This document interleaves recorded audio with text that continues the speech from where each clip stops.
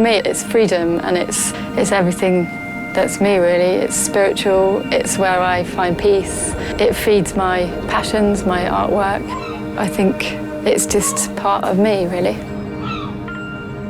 We're part of nature, not just another animal. The elements of nature are not just animals, plants, bacteria.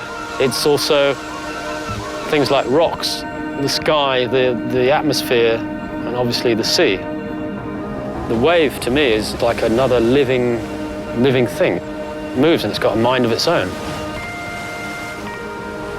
Esa energía que está ahí, que está fluyendo. Notas como si fueras una planta que está enraizada al mar. Entonces esos momentos son los que realmente pues, pueden llegar a cambiar tu forma de pensar.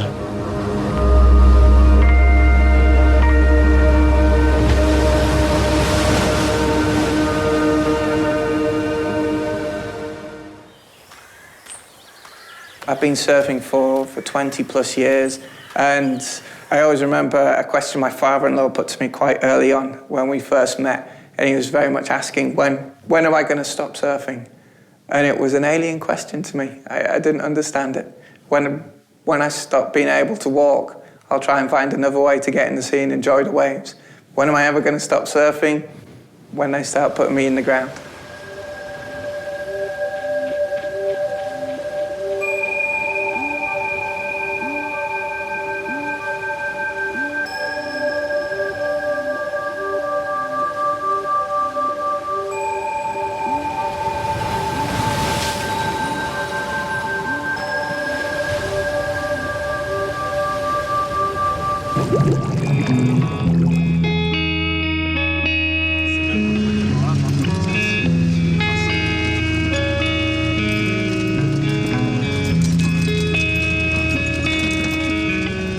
Here it's a very small community. So let's say in the middle of winter time, when you go surfing, you're just between you and your friends.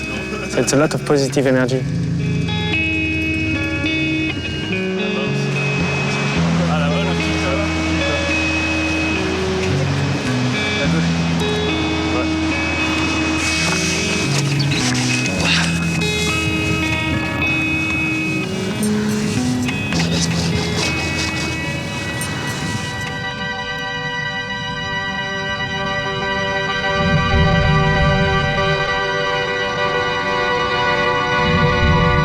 Whenever you think about something or you're worried about something, I'd say if you look at something that you know it always have been there, it will be there after you, and it just makes you realize that maybe your worry is not that big. And you see this energy, like all this energy coming to you.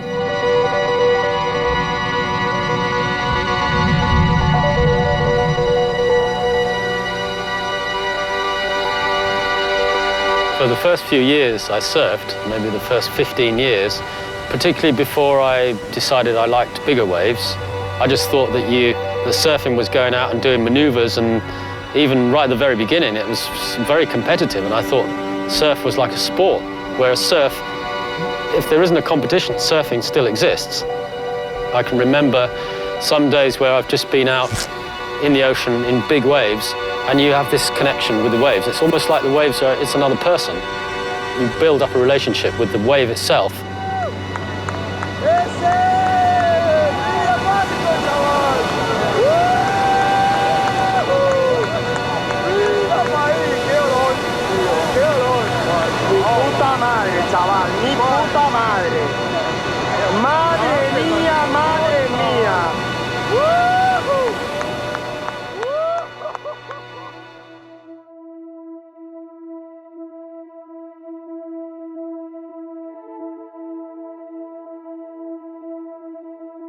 I'd already been here a lot. When I lived in England, we did some really good trips to Galicia, and it was a sort of unknown thing.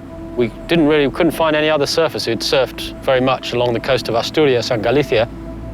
And we used to see this wave, and we wondered how we could get down to surf it. And when I eventually found how to get down the cliff and get into the water from another angle, then I suddenly looked back, and then you just see this great big pile of rubbish.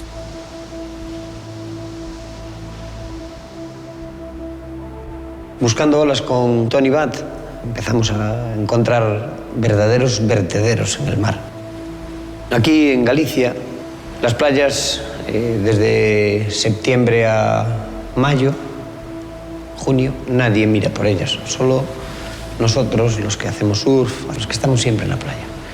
Y es muy triste llegar a donde tú estás siempre y cada día vas viendo más basura, más basura, más basura. Aquí veis un montón de bolsas y están llenas de basura. Hay que tener cuidado porque pueden tener cristales, pero aquí veis cuánta basura hay.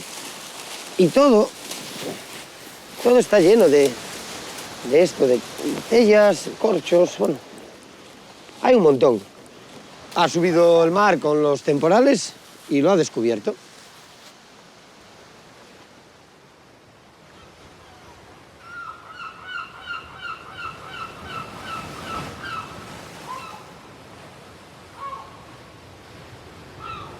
I'm from Cornwall. I grew up on the south coast. It's quite different, flat water, but I used to spend my time cycling to the north coast because I wanted to surf and learn to surf better.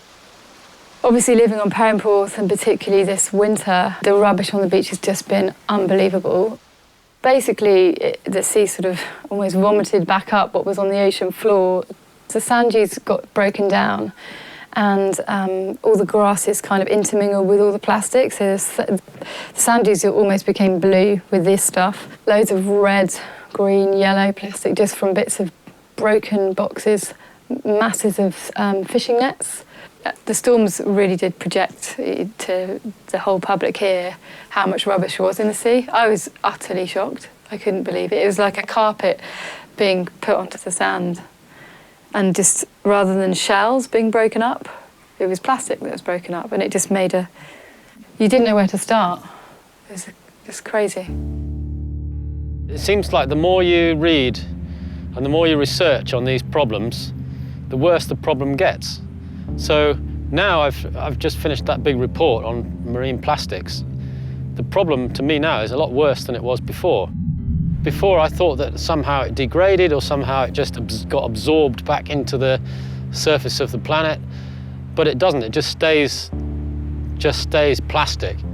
We've not really been mass producing plastic long enough to fully understand its rate of degradation. We know that in the environment, a large plastic item starts to become brittle as a consequence of exposures to the sun and to heat and a mechanical action in the sea, and it starts to fragment into very small pieces, even microscopic pieces that we describe as microplastic. If I talk to polymer chemists, they tell me that all of the plastic that we've ever produced is still with us on the planet in a form that's too large to be biodegraded. Our first expedition was to sail from the Bahamas to Bermuda, then Bermuda across to the Azores. And this was to understand what was happening on the eastern side of the North Atlantic. And that was our first big expedition. From there, went around the world. Went to the South Atlantic, then the South Pacific, the Indian Ocean, and then we knew it was global. So with a very big data set and some of the best ocean modelers, we then made the first estimate of how much trash, how much plastic, all plastics, all sizes, and all oceans. And that number is 269,000 tons from 5.25 trillion pieces of plastic. We know at the moment that around about 700 species of marine organism encounter debris of some kind, and most of those reports relate to encounters with plastic debris. We know that those creatures will ingest that debris and some of them become entangled in it. We know for many of those instances that it can be harmful, even fatal. It makes me feel quite guilty because I can't do enough about it. And I feel that it's all wrong. The whole world is backwards. That's why I'm so worried about, the quality of water, because, if one day you're not able to, just enjoy those simple things, very, very simple things, I'd say you will lose something.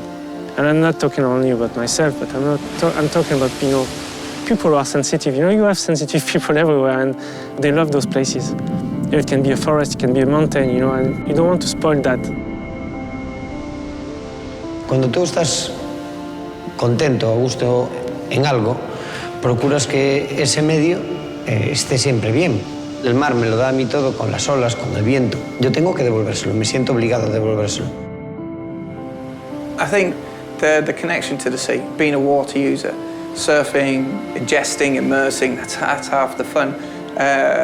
And when you're ill firsthand, when you walk over a high tide line full of trash, it makes you angry.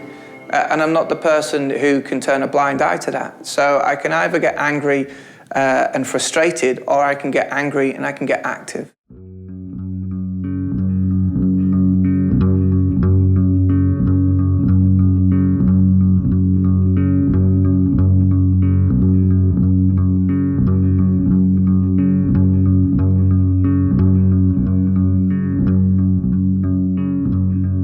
We can be proud of being the first sport as surfers which has created inside its core members political environmental awareness, because at the time no other sports, even nature sports, had developed something like that.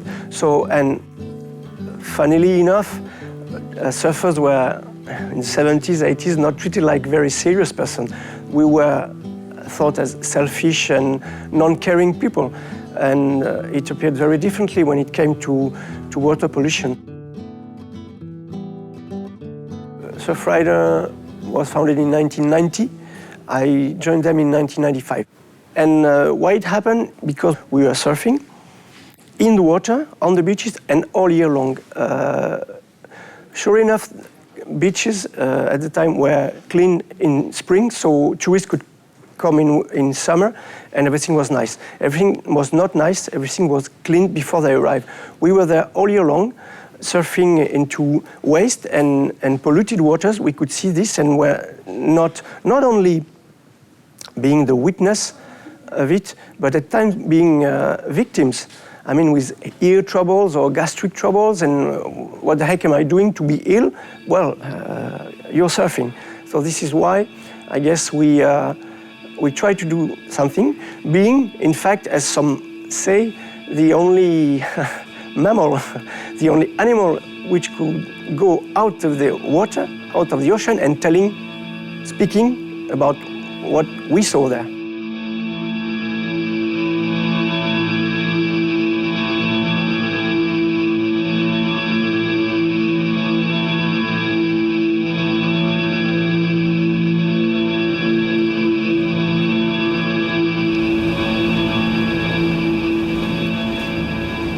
We surfed in La Salie, so the beach where the wharf, the big pipeline is settled.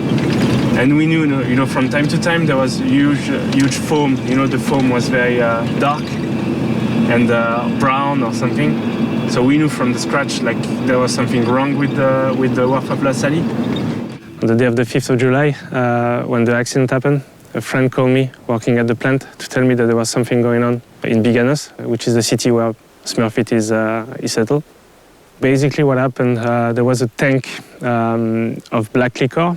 So the black liquor would be the water used in the wood treatment process, because Smurfit is producing papers basically. So a tank of black liquor collapsed in the plant, and there was a wave of 15 meters on the site. Some of the water went into a small river called Le Lacano that ended eventually in the Bay of Arcachon. A lot of the water was actually kept on the site and stocked for a while. And then after treatment, this water was rejected in the wharf of La Salie through the pipe.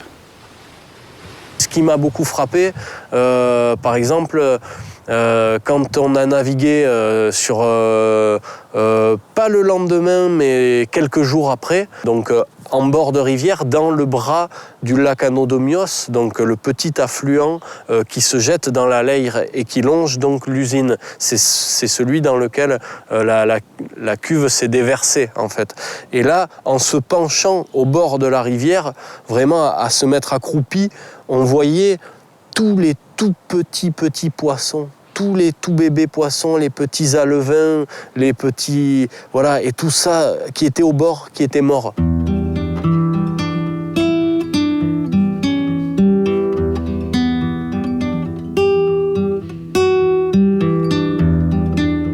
There was a poor timing, in fact. Huge rains were forecasted, so we couldn't keep the water, the black liquor, on the site a lot of time. So the guys came to the decision, said, yeah, we're gonna treat the water locally and reject the black liquor in the ocean. For me personally and for my friend, that's what actually shook us, because the prefect, which will be the representative of the government, of the state, locally, swore that, there won't be any rejection in the ocean. It was on the day of the 14th of July, and it just happened, when we were talking to the guys, saying that, don't worry, chill out, everything will be fine. Everything was not fine, they were starting to reject water, and it lasted for a month. So that's actually what drove us to contact Surfistas Foundation. In the first place, because we felt totally left alone, in this case. Il nous a contactés à travers le programme Gardiens de la Côte pour essayer de d'élucider cette pollution et de redonner une place aux surfeurs dans cette pollution, parce que lorsque la pollution est arrivée, lorsque la cuve a explosé à Smurfit, le préfet avait décidé que les eaux souillées ne seraient pas relarguées via le wharf de la Salie, donc directement dans l'océan. C'était une promesse qu'il avait faite aux surfeurs, et notamment à Jean-Vincent. Et finalement, 3-4 jours plus tard, il est revenu sur sa décision, sans les informer, et a décidé de déverser la liqueur noire via le wharf de la Salie, ce qui a entraîné une impossibilité de surf, mais de surf récréatif ou aussi de cours par les écoles de surf pendant plus d'1 mois.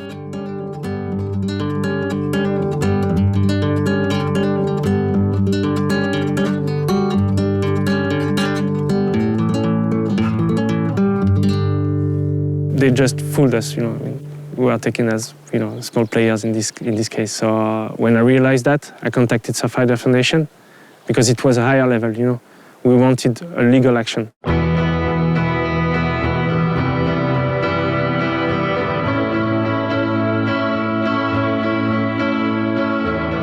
Surfistas Foundation, mercredi, a porté plainte contre Smurfit pour pollution, défaut d'équipement. Et dites-vous bien, que c'est grâce à vous qu'ils vont y arriver.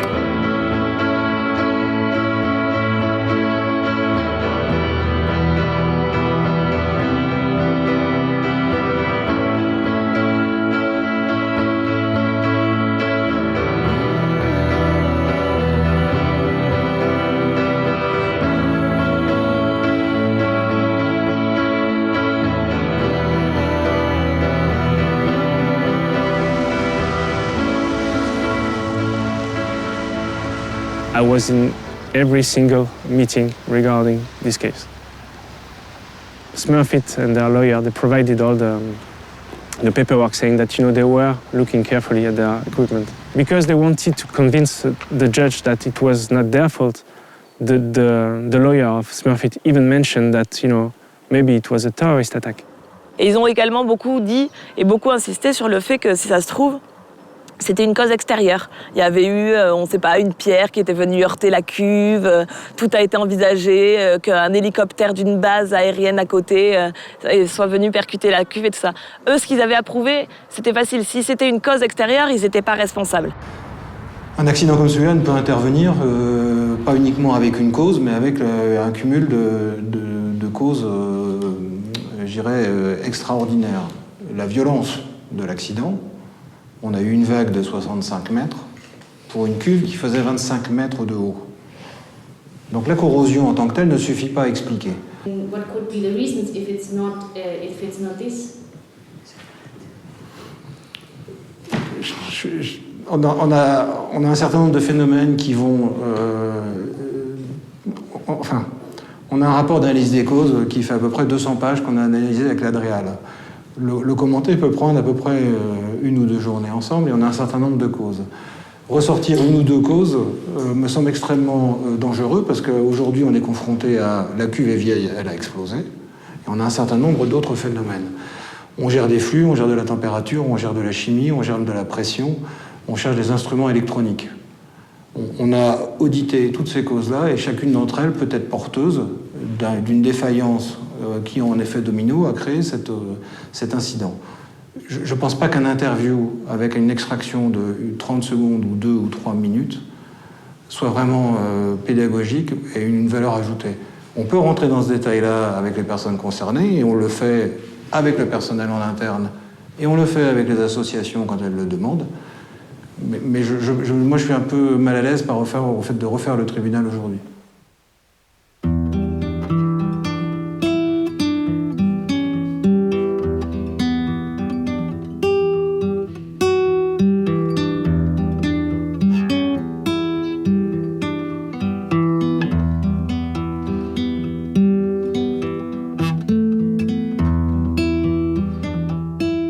Years from now, I learned surfing here. It was my first surf spot, the wharf of La Salle. And, I was lucky. If you look around here, it's only beauty. It's only pure positive energy. And we are putting all those stuff in danger. We accept everything. Somebody will say, look, there's a huge industrial accident, huge pollution, but we are not responsible with that. So it will happen again and again and again and again until the moment, you won't be able to go to the ocean. You won't be able to enjoy those moments, you won't be able to smell the ocean breeze. I'm very sensible to this case because when the accident happened, it was very important to keep this story quiet. The accident happened at the very beginning of the season here, the touristic season here. So saying that there's an industrial pollution in the Bay of Arcachon, it means your season is dead. So it was important to keep it quiet for the whole area. I had the feeling that there was a bunch of guys plotting against, normal people just for the sake of, money. That's wrong. I mean, money is good for a while. Maybe, I need that, you need that. But on the long term and on a more fundamental point of view, you need beauty of the ocean. And we are breaking that step by step. Ça l'a touché véritablement parce que lui était très investi et voir que finalement la justice n'a pas pris en compte justement cette pollution et a dit que la responsabilité n'incombait à personne finalement. C'est une bataille d'avocats et finalement on comprend pas vraiment comment on en est arrivé à non, c'est un accident, c'est pas véritablement de la faute de Smurfit. On sait pas trop, on comprend pas trop. Donc du coup on a décidé de faire appel. On espère que ça va marcher. Ce qui était particulier dans ce cas, c'est la réaction et la mobilisation de toute la population. C'est la volonté de combattre et l'importance du choc qui a été causé ici, sur le bassin d'Arcachon, fait que vraiment tout le monde était mobilisé, les associations, les surfeurs, les professionnels, les ostréiculteurs, les pêcheurs, ce qui fait que là, presque toute une petite région de France était mobilisée contre une grande société multinationale et on n'a pas lâché. Il fallait des moyens, il fallait du temps, il fallait de l'énergie et on l'a eu.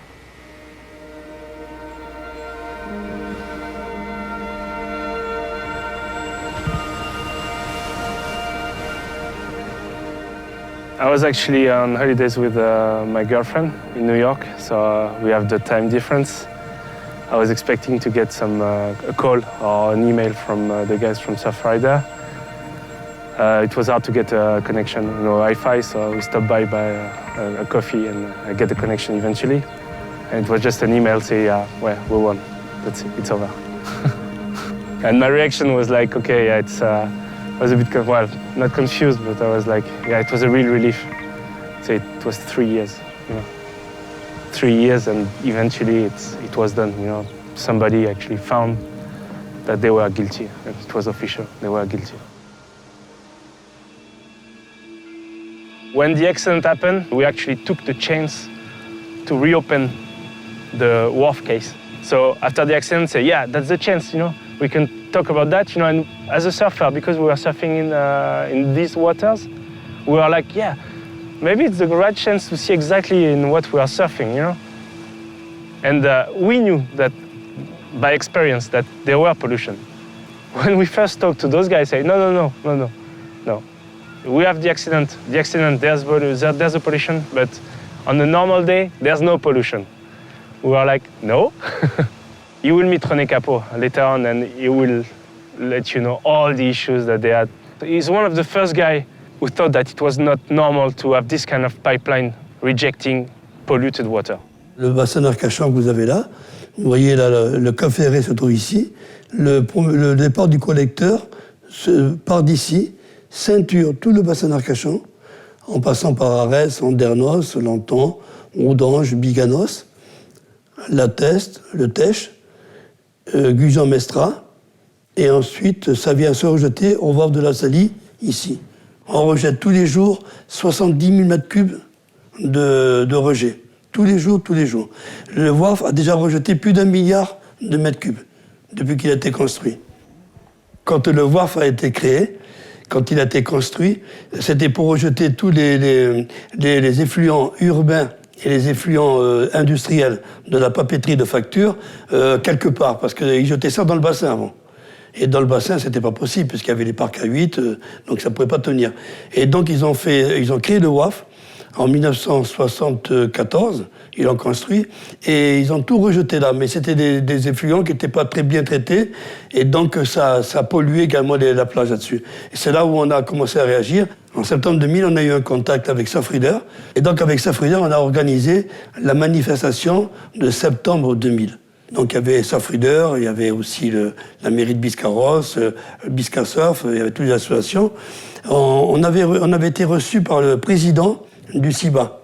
C'est grâce à lui si en 2008, il y a eu 2 nouvelles stations d'épuration modernes. Le problème, c'est que même en 2008, même modernes ne traitent pas les micropolluants, les résidus médicamenteux, ni les métaux lourds, ni les détergents, ni les contaminants.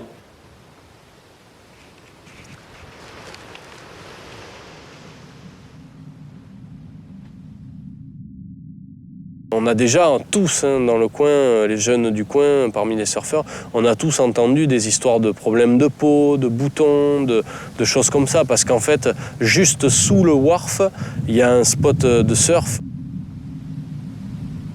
You can sometimes really feel that you smell it first, and when you get closer to the sea, you can smell it a lot, and you can feel on your skin that the water is a bit strange, and can feel that it's not natural. But the main problem is for me is that it's always, all year long, for 12 months, they are throwing the used water that they have into the sea, and it's pretty bad for everybody.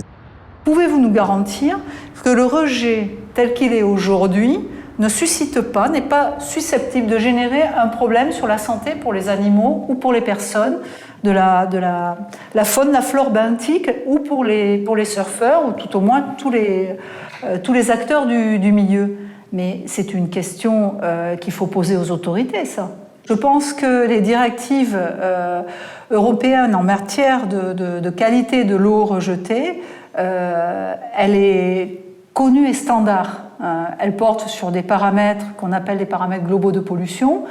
Et je crois qu'aujourd'hui, en tout cas c'est notre parti, il faut aller bien plus loin. Moi, je ne bois pas l'eau qui sort du wharf. Je ne la boirai pas, je ne me baignerai pas dedans. La baignade est interdite.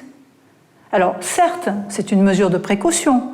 On fait des contrôles bactériologiques.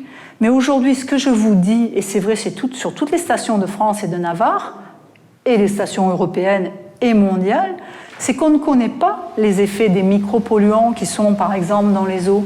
On ne connaît pas leur effet sur la peau, sur la santé. Mais c'est vrai au wharf, mais c'est vrai partout.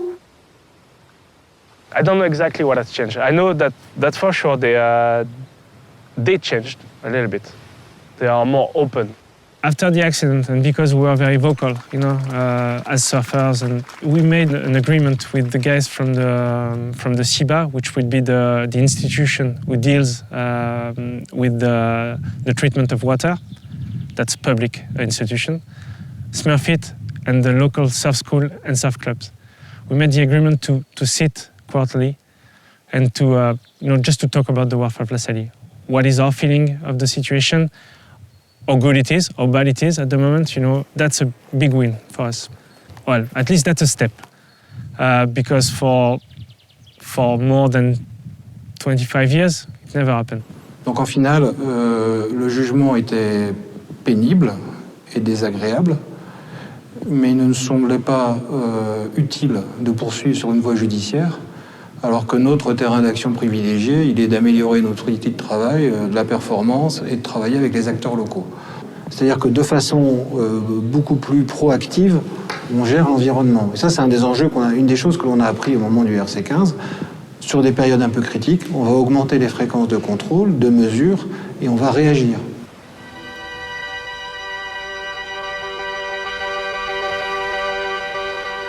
When you're younger, you think that, whenever something bad is happening, the solution is always coming from the outside. We are always expecting that somebody else will come from the outside and do something.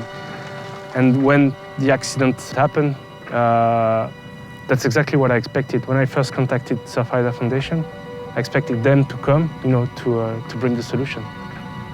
And they said, no, we don't have the solution. You have the solution. And that's exactly what happened. When you really want something, you can get it. If you're right, and if you think you're right, with a little help, you can do it. So you're right, yeah.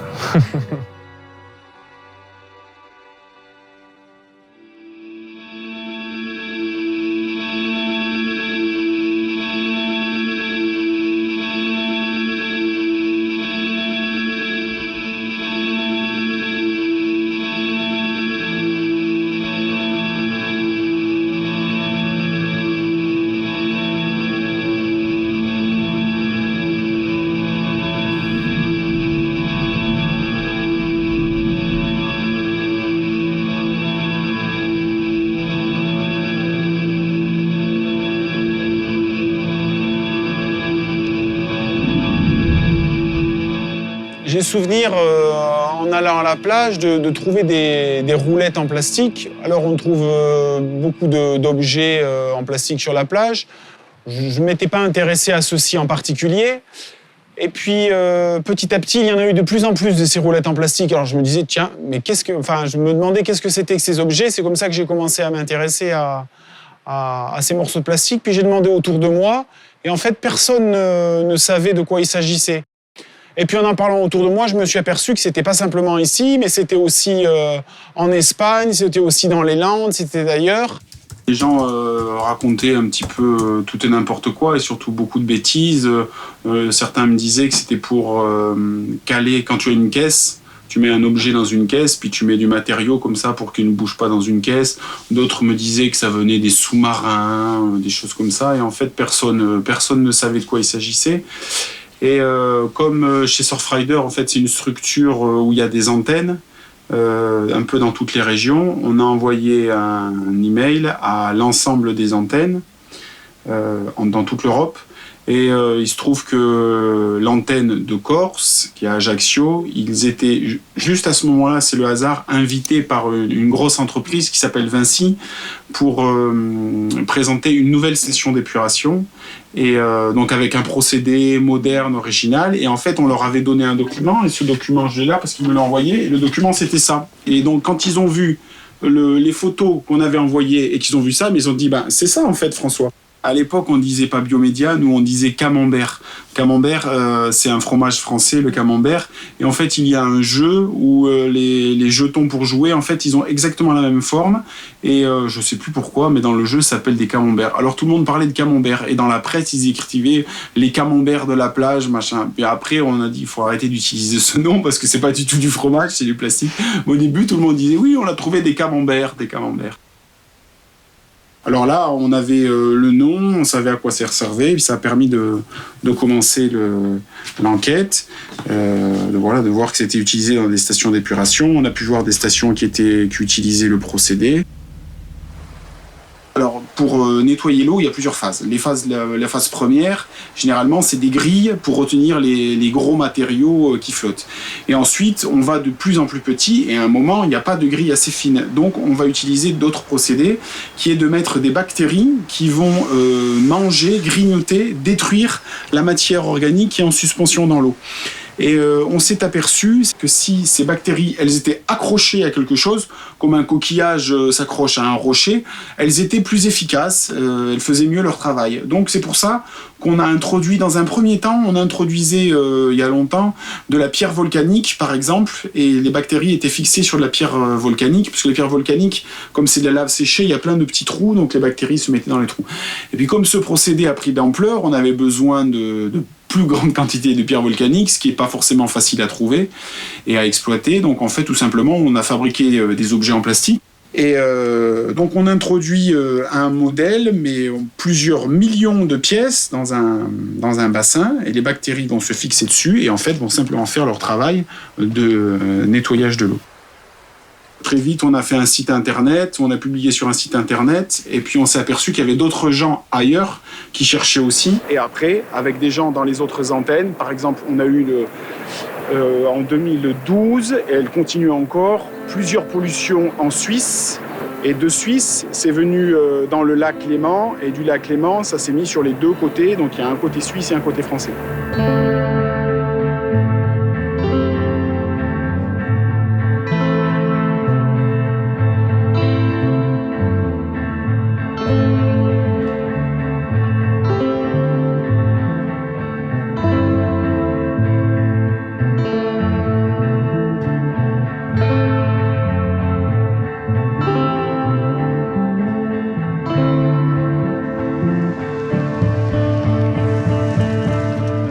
Alors je travaille au service de la protection de l'environnement du canton du Valais et je suis chargé de m'assurer que les stations d'épuration respectent les exigences fédérales en la matière. J'ai été informé par l'exploitant qu'il y avait eu une perte de biomédia, donc je lui ai demandé de savoir pourquoi, d'où c'était venu. Et puis ce n'est que bien des mois après qu'on a compris comment ça s'est passé et surtout la quantité qui avait été perdue. Et on a évalué à quelques mètres cubes, peut-être 5 mètres cubes ou quelque chose comme ça. Alors il y a eu un phénomène un surplus d'eau, si vous voulez. On a eu de la fonte des neiges, il y a eu de la fonte des neiges, il y a eu énormément d'eau qui sont arrivées. Et à l'époque, on n'avait pas trop de séparatifs. Alors les séparatifs, ce sont les eaux usées et les eaux de surface, les eaux des toits, les eaux, et tout était dans le même tuyau. Ça nous a fait monter les bassins, jusqu'à ce que ça déborde. Et on a perdu ces bassins, on a perdu les chips qui sont remontés dans les bassins, c'est parti, c'est sorti au déversoir. Donc si on esquisse en coupe un bassin avec le biomédia, donc là il y a le niveau d'eau à l'intérieur, là à l'intérieur il y a les biomédias, au fond du bassin il y a un système d'aération qui brasse le bassin pour maintenir les biomédias en suspension.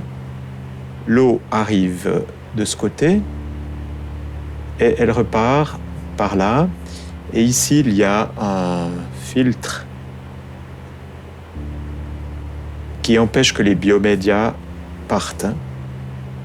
Ce qui s'est passé ici à la station d'épuration, c'est qu'il y a eu beaucoup d'eau qui est arrivée et donc les biomédias se sont mis autour du tamis et ça a bouché et l'eau ne pouvait plus partir, donc l'eau a commencé à monter.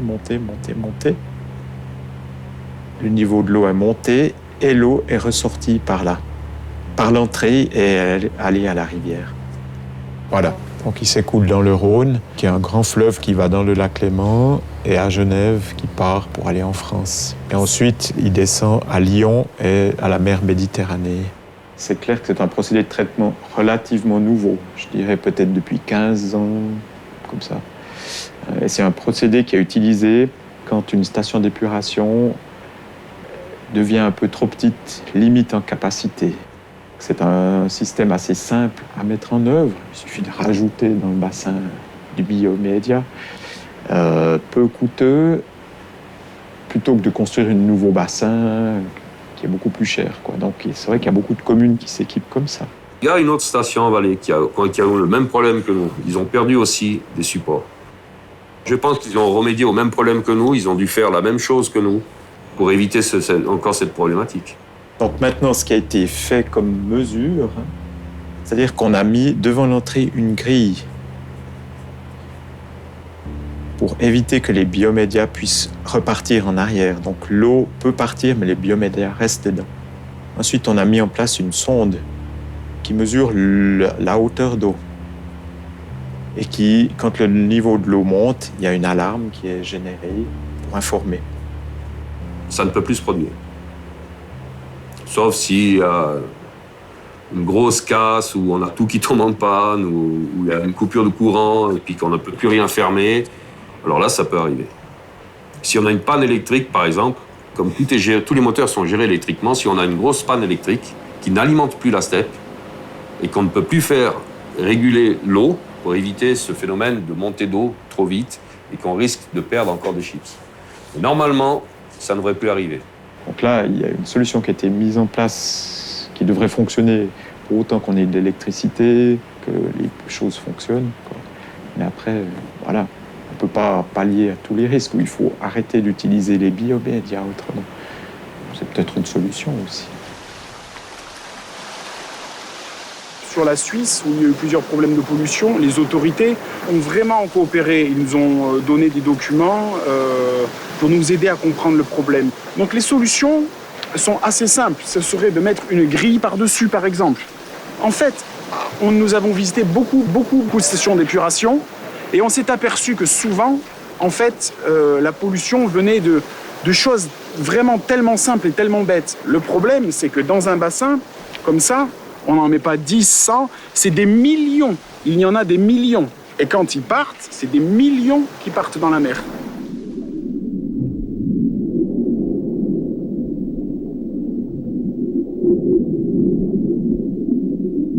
Il y a deux choses. Un, on trouve beaucoup de modèles différents maintenant, première chose. Et la deuxième chose, c'est l'origine. Avant, on en avait très peu en Méditerranée, et maintenant, on en trouve beaucoup en Méditerranée. Dans la région de Marseille, en France, on en reçoit tout le temps des témoignages.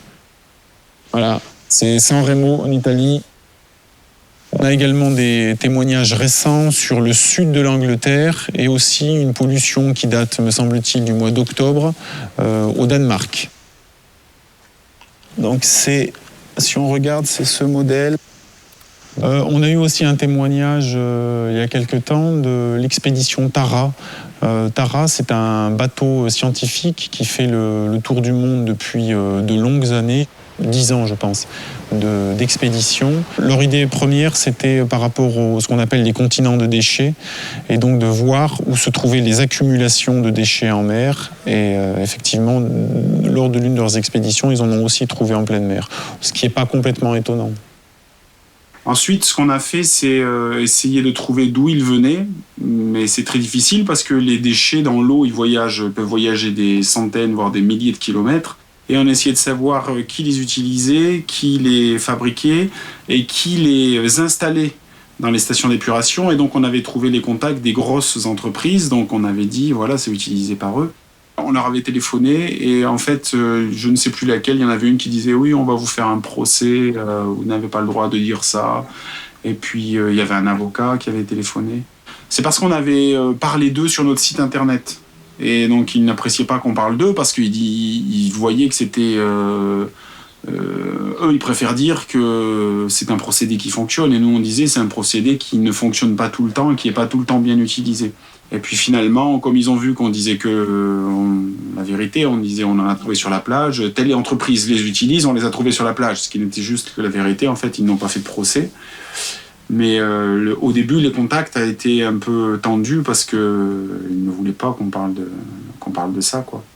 Aujourd'hui, maintenant, 5 ans après, les rapports, on voudrait qu'ils soient différents et on contacte des entreprises pour essayer de voir avec eux comment améliorer le procédé. Parce que nous, notre but final, en fait, c'est qu'on arrête d'en trouver sur la plage.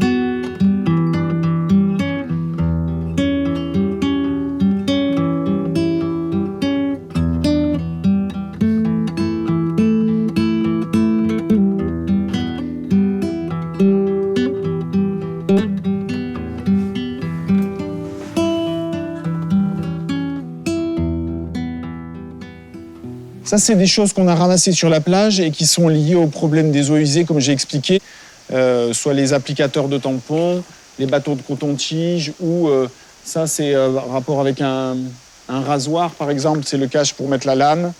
Qu'est-ce qu'on a? On a des petits flacons, ça, c'est des produits pour se nettoyer les yeux ou les oreilles. C'est des restes de serviettes hygiéniques, par exemple. Esto es un poco lo que yo considero los plásticos autóctonos de nuestra zona, de aquí, del Perellonet. Son plásticos que siempre te vas a encontrar cuando vayas por la playa. Encontramos estos que son cartuchos de caza. Luego tenemos también, creo que se llama biomedia, esto un poco que luego nos hemos enterado que procede de las depuradoras de agua. Y el plástico autóctono por excelencia, los tampones, que vamos, los hay de todos los colores y formas, pero vamos, esto también está lleno.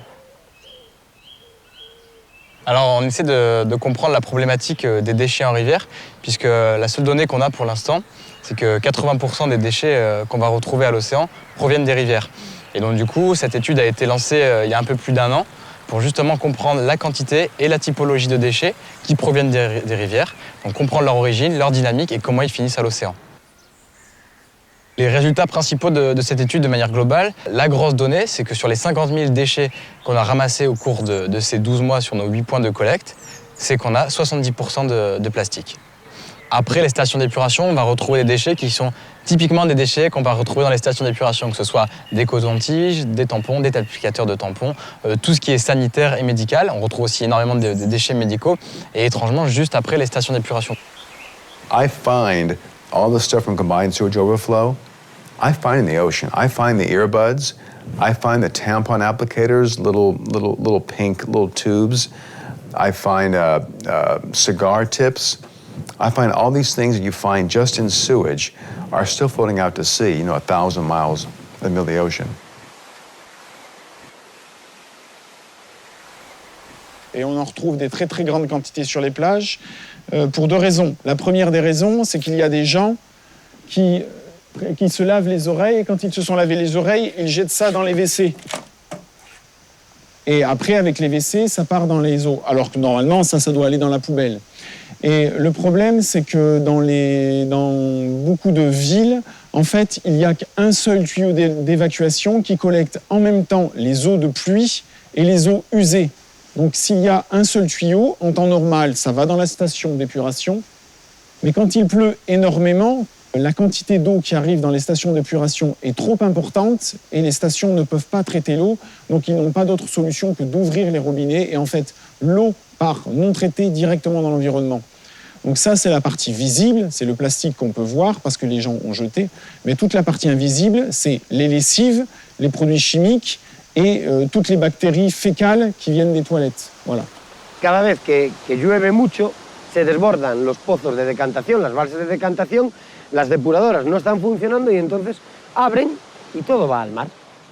Surfeamos una ola aquí cerca grande y a veces hueles a caca. Cuando sales tu traje huele a caca, porque estás surfeando donde está el emisario de la depuradora. Y eso no es que pase solo aquí, pasa en todos los sitios.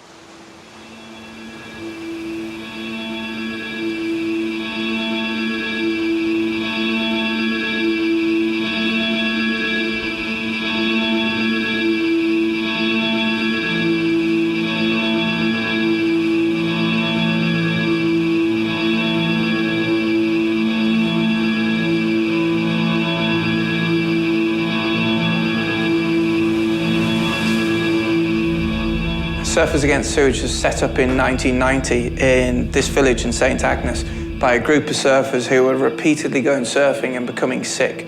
And they were putting two and two together. The UK used to discharge all of its sewage untreated through long sea outfalls.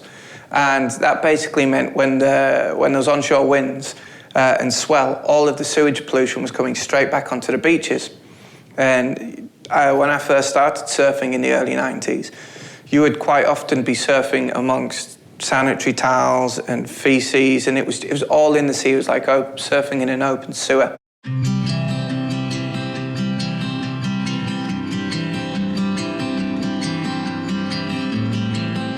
When I was a kid, we used to come down to Cornwall every holiday. We used to spend many weeks down here, and my dad taught me surfing way back in the early 70s.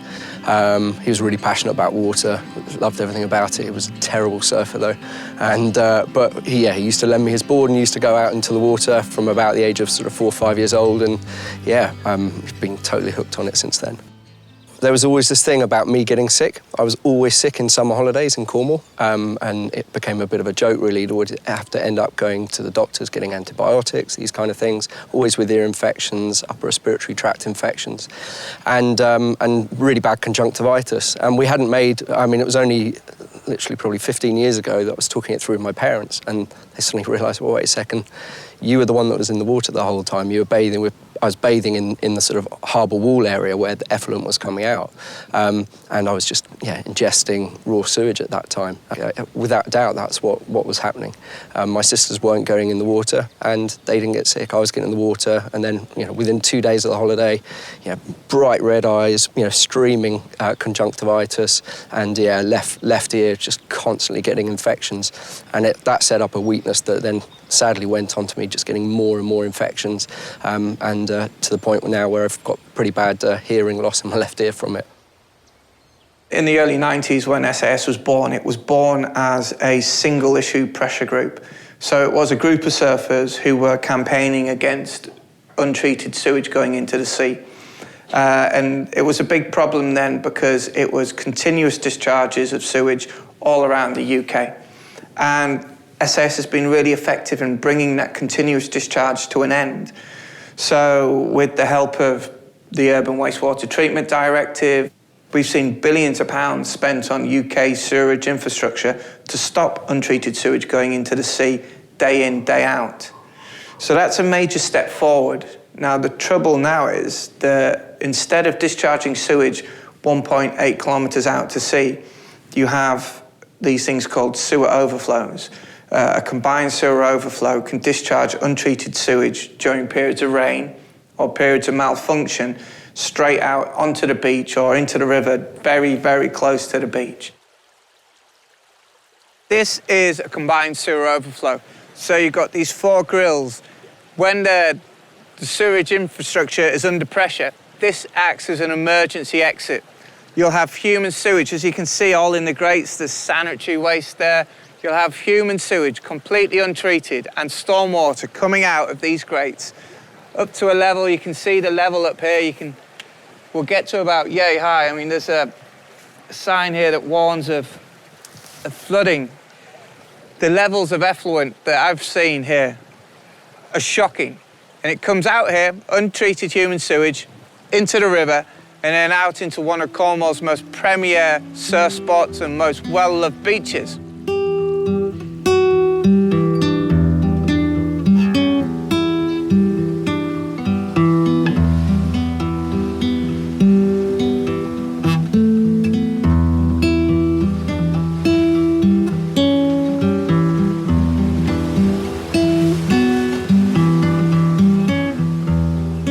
We've had a few cases through this year, especially where, the overflow is overflowed because of excess amount of rain. People are noticeably getting ear infections. Me for one, I do notice if I surf here, and there has been severe rainfall, I've been feeling a bit ill, yeah. I started surfing, I guess, when I was about 15, 16. It definitely affects me. I often feel unwell or get colds, I think, sometimes after I've been in the sea. But particularly here, we have the river that comes into the ocean, and whenever there's heavy rainfall, you see the discoloration of the river water, sort of really muddy brown. When I'm in the water, you can sometimes smell the washing powders or that slight sort of sewagey smell.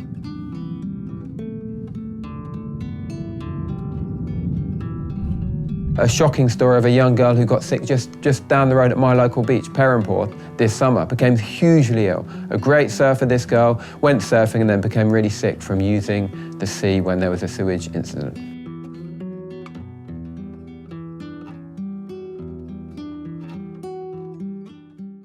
We're working with the European Centre for the Environment and Human Health on health surveys of people getting sick. We had over 2,500 surfers feed back on that about how they become sick in the water. So it will show the link between people using the sea and becoming ill.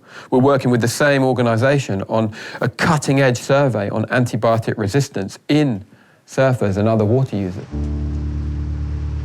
Antibiotic-resistant bacteria, its dissemination in the environment is really understudied, but it could be a potential route by which millions of people in the UK anyway could come into contact with resistant bacteria, because we know that coastal waters are contaminated with sewage on occasion, and this sewage can contain resistant bacteria. It means that it's more difficult to treat with antibiotics. So what we did is we collected seawater samples, tested them for the presence of one particular type of bacterium called E. coli, and tested them for resistance to one group of antibiotics. And we found that even though they're present in small numbers, that antibiotic-resistant bacteria are present in coastal bathing waters, and that people who enjoy recreational activities in the sea do swallow these bacteria. We don't really know what happens once someone swallows a resistant bacteria. We don't know whether it survives in the body or whether it goes on to develop to cause a subsequent infection. We don't know. That is something that we're investigating because it has the potential.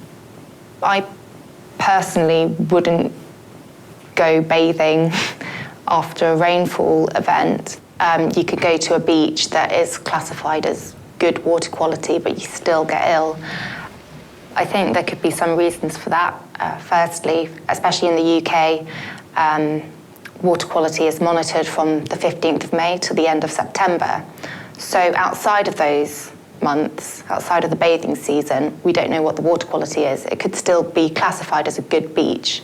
Secondly, you also only get one location on each beach, usually, that is sampled. And if you're using a different part of the beach that is perhaps closer to a source of pollution, such as a stream or outfall, then you could be exposed to higher levels of bacteria.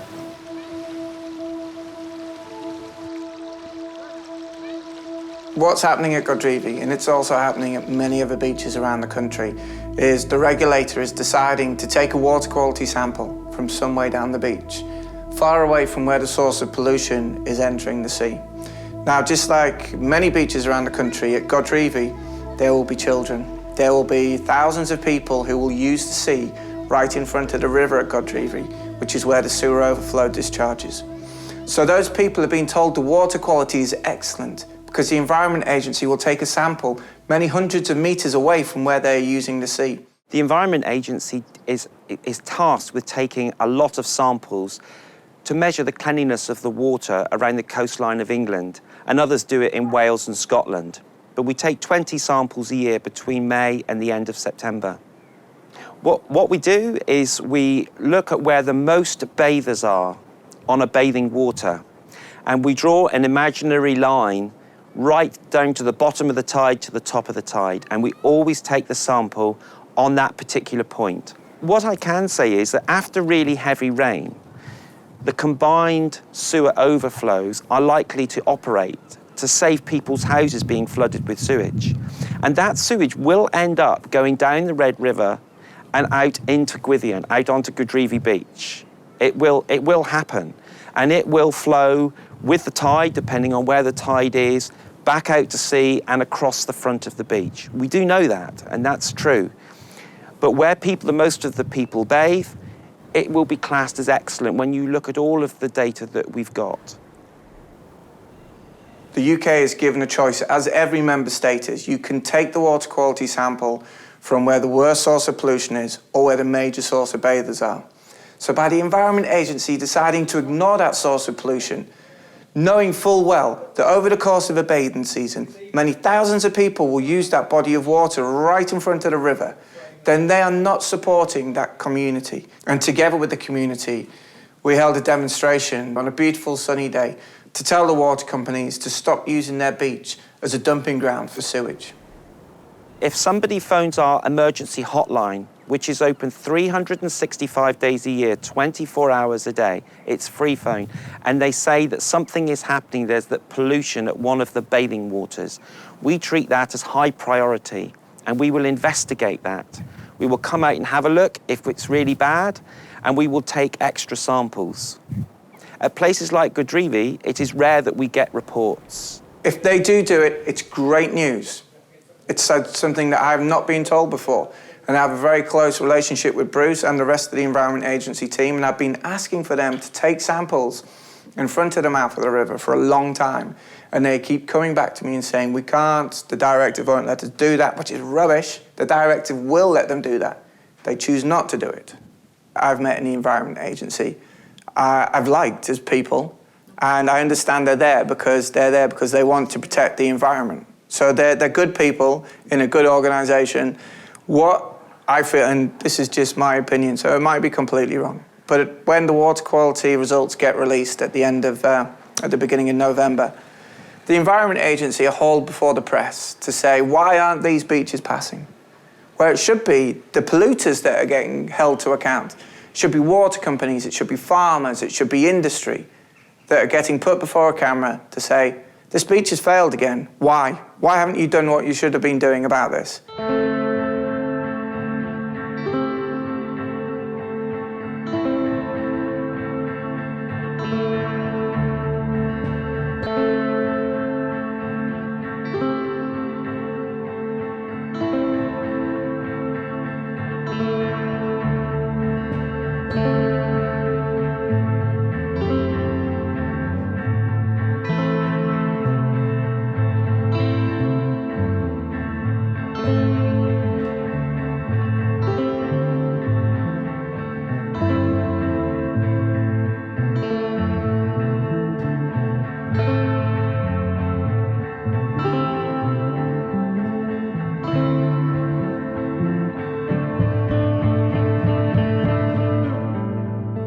In the UK, with the private water companies, this is an industry that makes billions of pounds of profit year on year on year.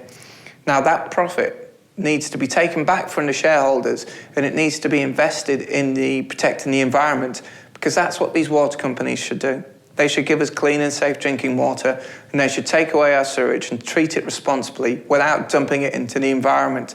That should be a bottom line that the company works from, and it can still make money. We did a lot of undercover work. We filmed these CSOs discharging into rivers and into seas around the UK, and we worked with a national TV company, BBC's Panorama programmes, watched by millions of people. Hello, I'm Jeremy Vine, and this is Panorama. Tonight, caught on camera, the pipes spilling sewage onto some of Britain's most popular bathing beaches. This is absolutely disgusting. It smells vile. We'll reveal... As a direct result of that lobbying through the BBC and also working with national newspapers, we were called in for a meeting with the Environment Minister. And there was Surfers Against Sewage and all the other stakeholders in the water industry with the Environment Minister. And he set down the challenge. He said it's not good enough. He doesn't want to see sewers overflowing on national TV. So what can we do to stop it? And the first voice he came to in that meeting was Surfers Against Sewage for a solution. And that gave us the opportunity to say, whilst we're not able to reduce the sewer overflows right now without investment, without making sure the water companies up their game and make sure that there's more efficiency in their sewage system, what we want is information. So tell us when a sewer is overflowing, and we'll tell the public, and then they can make that informed decision. And we've been informed of over 3,000 sewer overflow incidents that can cause serious impact on your health in the last few years, and we've passed that on to thousands and thousands of people. You can sign up to an app which is text alert for sewage in the water, and what will happen is you can access it. It will text you, and it'll say don't surf on this beach. It's not safe. I generally do get a warning. That's if South West Water alert Surfers Against Sewage, which they've been known not to do. So yes, there is a warning system, but sometimes it does come out a little bit late, you know, in main season, you know, you've got babies already in the water. We've had a few periods this year where there's been no call. Yeah, there's been no alert. We try and predict before it happens when water quality is likely to be poor with rainfall. But sometimes these overflows will operate without us knowing.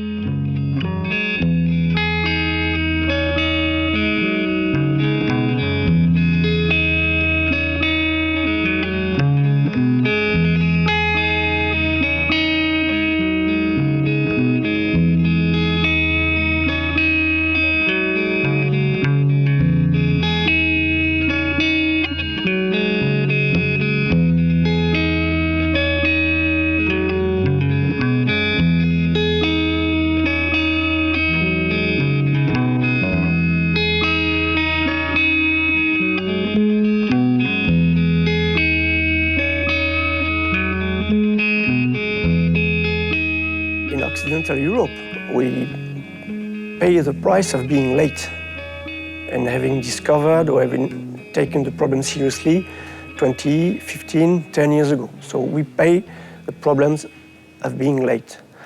Some countries in Northern Europe had, like Norway, had very good water quality because it's politically being involved like decades ago. One of the biggest improvements we've seen is awareness from everybody, from the citizen to people who lead us in Brussels, in European Parliament. For instance, like 20 years ago, if we had trouble with water treatment, with sewage waters, people would say, well, there's no problem, and ask us to believe this. Then we said, no, it's not okay. And nowadays, it's the opposite. It's now an argument which is now from our politicians, look at what we've spent to improve water quality. And this is a long-term improvement. And I think, for me, it's the most important. The thing is to really feel how long the process are, how difficult the process are, and how far you are from solving it when you are fighting it from the beginning.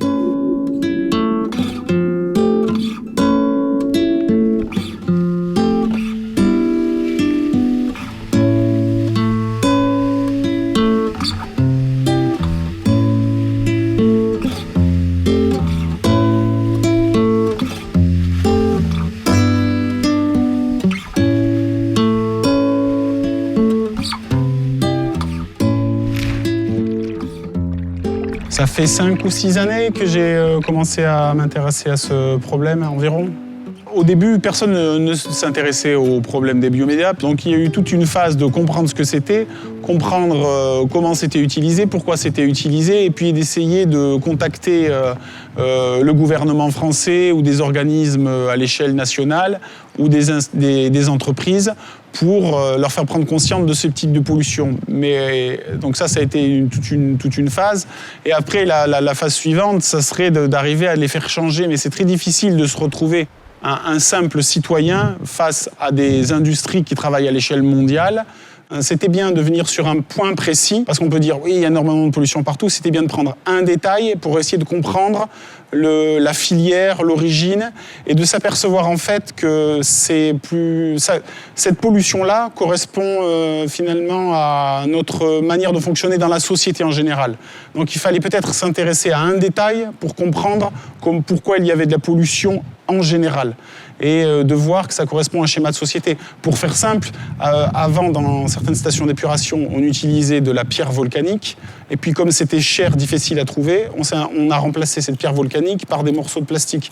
Bon, de comprendre tout ce schéma, de se dire que la pollution est liée à une orientation marchande, voilà, il fallait sans doute en passer par là. De toute façon, moi, j'abandonne pas ce combat, mais finalement, aujourd'hui, j'ai envie de réfléchir à des choses plus larges, en plus de celui-là. C'est-à-dire qu'on est au courant aujourd'hui de communautés, ou en France, ou dans le monde, qui changent de comportement, qui changent de mode de vie, Par exemple, concrètement par rapport aux biomédias, les biomédias ils sont utilisés en station d'épuration. Si on a moins d'eau à traiter parce qu'on salit moins d'eau, on utilisera moins de biomédias. C'est ça que je veux dire, c'est que plutôt peut-être que de combattre contre les biomédias qui se retrouvent sur la plage, c'est avoir des comportements plus respectueux pour qu'on ait moins d'eau à traiter et donc moins d'utilisation de biomédias.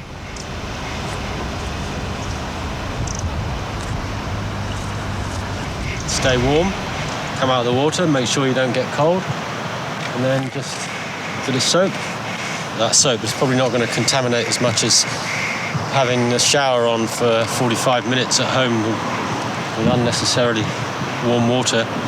It's great, come out invigorated. Now I'm ready for lunch. Oh, está calentísima el agua, ¿eh? Está buenísima, Tony. Comparado con Olaf's Fjordur, Me cachis. estaba un par de grados más. Estaba buenísima el agua, estaba buenísima. No, en el río, digo. ¿En el río? ¿Te bañaste ahora? Sí, sí. Me he duchado en el río. Saving the nature and doing things better, it's a lot of work and conscience around the world, I think. My first plan is to try to do myself first things that are good every day and do that around me, try to keep the same interest to the people around me. Every time you do something, you're polluting in a way, so I think we have to live closer to everything in more small area. I try to use pine when I do my building. For example, I have chickens that I eat eggs of the chicken. I try to move less. Try to do things with others. I think it's less polluting when you're in a group. Like to move and to ride.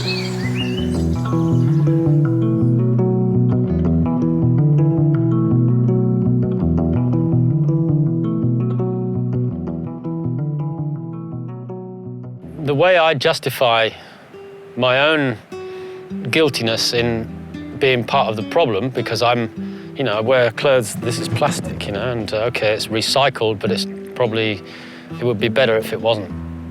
If it didn't exist in the first place. It's the best that we can do, but, it's still not, I'm not perfect. I travel, I've got a car, I burn hydrocarbons, and I'm using up resources quicker than they're being renewed. So my justification for that is that I can be happy with less resources than most people, and I haven't got this addiction to buying new stuff all the time and throwing it away, which is a big problem. I like to keep things.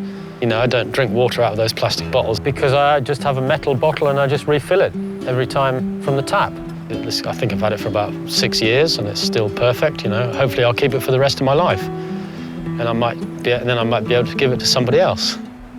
I mean, it's important to recognise that there's no single solution to this problem. And it is about things that are familiar to us. It's about reducing, reusing and recycling. Now, if it's a drink of water, fresh water, bottled water, in most parts of the developed world, we have very good drinking water coming out of the tap.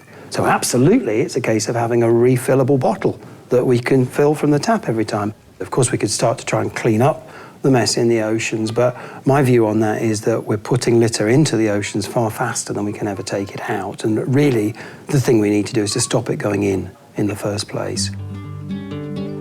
La idea inicialmente es muy simple, ¿no?